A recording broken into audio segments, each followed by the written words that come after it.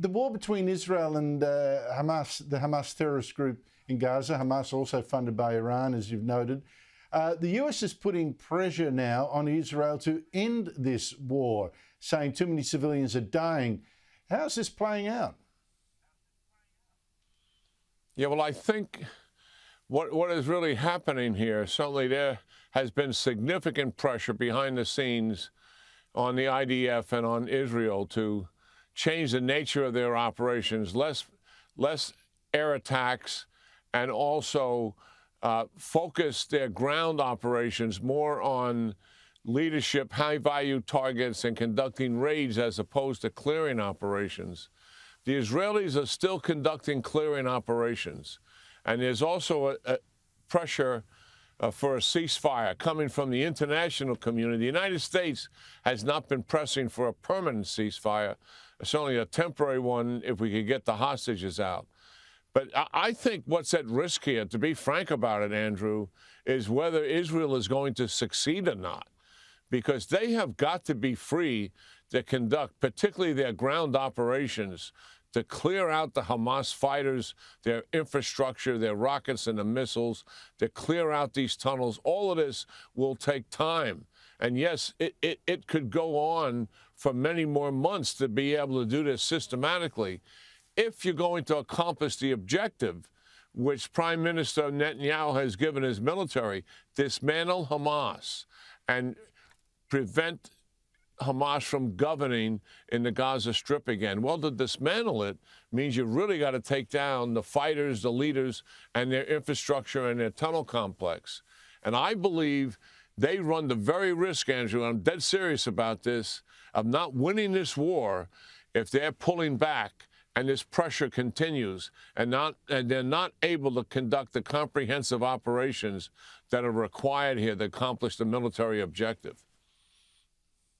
Well, that'll be on the West, of course, because it's the West that's putting all the pressure on and making Israel pay. If they keep going, it'll be seen as another sign that the West cannot wage war, whether you approve of their tactics or not. And I think the enemies of the West will exploit this, as you've warned for I don't know how long now.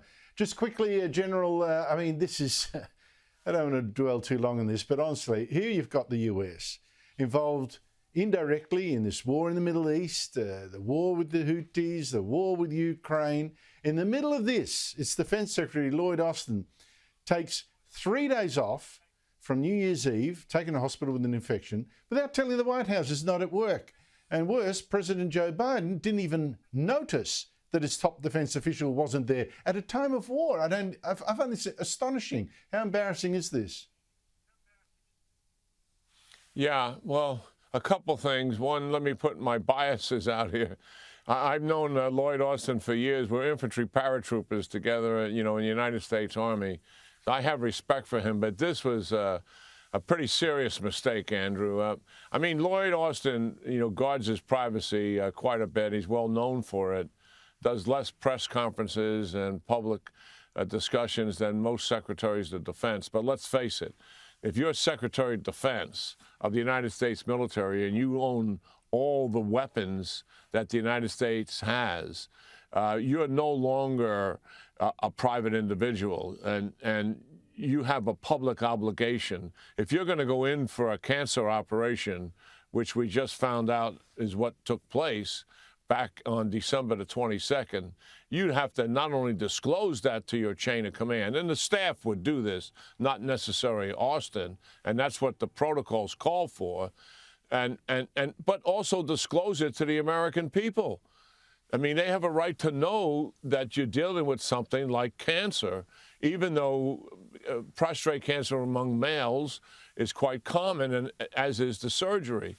And then when he had the complications on the evening of January 1st, New Year's Day, that should have been another disclosure that he was in the intensive care unit, largely because he was a VIP, not so much because of the intensity of the care he needed. But nonetheless, he was in a hospital for an extended stay, having an infection, and that should have been disclosed as well. This is a mistake. It's embarrassing, certainly.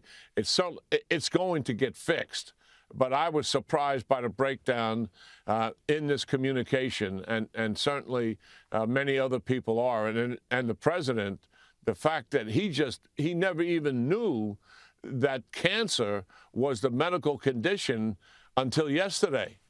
So that kind of reality is really unfortunate. General Jack Keane, thank you so much indeed for your time. Really appreciate it.